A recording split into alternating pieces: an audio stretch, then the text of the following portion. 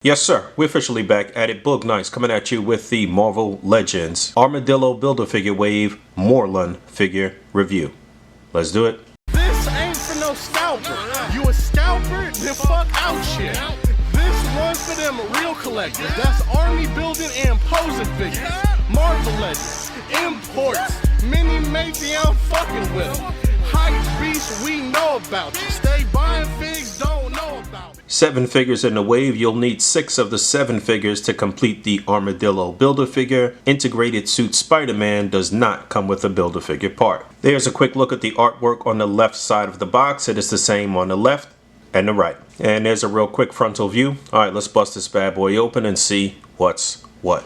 Alright, here we go. Morlun, aka the Psychic Vampire. A character who first appeared in Amazing Spider-Man Volume number 2, number 30 in June of 2001. That makes this pretty much the 20th year anniversary of the creation of this character, a character created by J. Michael Straczynski and John Romita Jr. While you can't really consider Morlun a classic villain of Spider-Man, he is a longtime adversary and probably one of his most formidable foes. He has superhuman strength and durability, enhanced speed, agility, stamina, and reflexes, and he also has extended longevity. And when I say he's one of Spider-Man's most formidable foes, I mean that. He actually even killed Spider-Man in the Spider-Man The Other storyline. Most of you may know him or have seen him as the main antagonist in the Spider-Verse storyline from the comic books, as Morlun and his family, the Inheritors, were trying to wipe out every version of Spider-Man across the multiverse. I assume we may see Morlun or some version of him or some sort of adaptation of that story in the next Into the Spider-Verse animated movie. Morlun is packed in with the right arm to complete the Armadillo Build-A-Figure. Other than that, not too much going on in terms of accessories. He does have one additional head sculpt, which I will get to, but just taking a closer look at his deco and these hands, which were teased a while ago by Dwight, we knew Morlun was going to be on the way. This was actually a character I had on a short list of characters I wanted to see made for Marvel Legends, and so he's definitely a welcomed addition. First time getting a Morlun in the life of the Marvel Legends line. But yeah, you can see all those little suckers on his on his hand. I really would have loved an additional set of hands here, some fists or something like that, but he is pictured with gloves a lot of times, so you could just use some plain black hands and swap these out and just make it look like he's only utilizing these particular ungloved hands when he's about to drain somebody's life force or something like that. So if you have another Marvel Legends character with plain sort of black gloved hands, then you can definitely swap these out. But yeah, pretty accurate look to the comic books here. Classic look for him, I guess, or his most recognizable, notable look here with the long sort of tuxedo kind of overcoat and silver vest with the blue scarf. I guess you could call that a scarf. That little red sort of amulet, I'm not sure if that is something to note or not. I might have to really look that up, but nothing really to write home about in terms of new parts. You know, there are a few new things here, but this is a kind of kit bash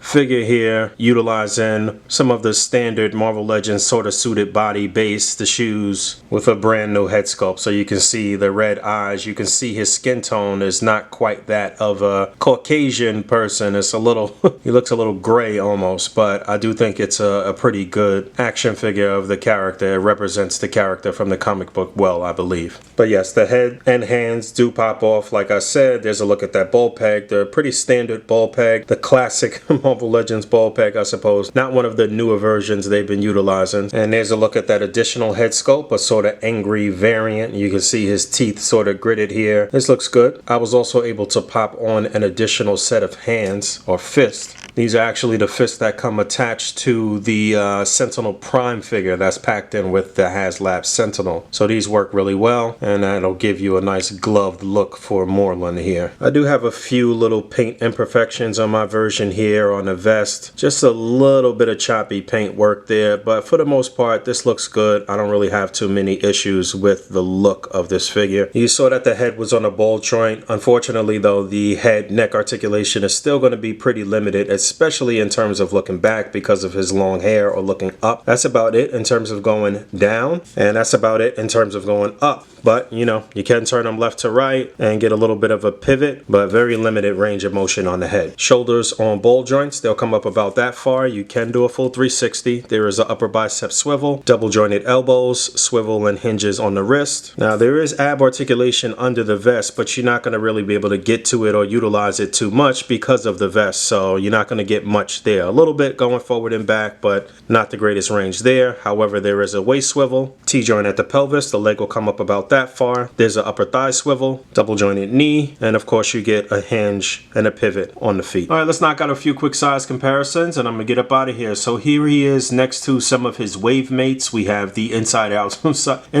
suit Spider-Man on the left, Doctor Strange. These are all from the upcoming No Way Home movie, J. Jonah Jameson. And then from the Gamerverse universe, teenage Miles Morales. I thought this was an adult version of Miles Morales, but you guys put me onto game in the comments of the last review, so there's that. And then on the far right is the Sentinel Prime figure that was packed in with the Haslab Sentinel, in which I utilized those fists for Moreland just a bit ago. So there he is stacked up with those guys. And here he is next to some variations of the sort of standard suited bodies that Marvel Legend has put out. Not really in any order, but on the far left is the Logan body from the Logan and Professor X 2-pack that has the Zimnu Build-A-Figure Wave Red Skull head on that body. Then going right, that's the Ross body from the Ross and Killmonger 2-pack with the Peter Parker head on there. I think that was the head that was packed in with one of the black suit Spider-Man figures maybe. And then I left the MCU J. Jonah Jameson in there. Then we have Jason Wingrade, aka Mastermind from the Wolverine 5-pack. And on the far right is the comics version of J. Jonah Jameson. And there he is next to some different versions of Spider-Man. We got the standard retro carded Peter Parker, and we got Spider-Punk, we got Spider-Ham. That's the Into the Spider-Verse version. Not really supposed to be the comic-based version, but I do like this one better as the comic-based version. Then we have the retro carded Spider-Man and Spider-Man Noir. Now, it's going to be interesting to see if they go back and revisit a lot of these alternate universe Spider-Man figures that they put out on the old Pizza Spidey Buck or any of the old Bucks, and if we're going to get updated versions with maybe that new Buck that they're introducing on Vulcan, or continuing to utilize the retro carded superposable Buck. We already know we're going to get the black suit Spider-Man on this Buck, but I'm very interested to see where they go with this. And I kept the retro carded Spider-Man in there, added in a couple of more Spider-Man villains. We have the retro carded single carded Kingpin on the left, the retro carded Green Goblin, and the Lizard Build-A-Figure. Not quite standing up, he's kind of kneeling on one knee here, but that's pretty much it. That gives you a good idea how Morlun stacks up next to Spider-Man and other Spider-Man villains. I really wish he had more hands that were ungloved or more accessories in general. Pretty bare bones figure, but it's one that you definitely need to add to your 6-inch Marvel universe. And I'm happy that we at least got the additional unmasked head. This is still one I would pick up. I mean, he has played a major role in Spider-Man stories over the past 20 years, and you'll need him if you want to complete the Armadillo Build-A-Figure. So get out there, get on the hunt. Thanks for hanging out. As always, rate,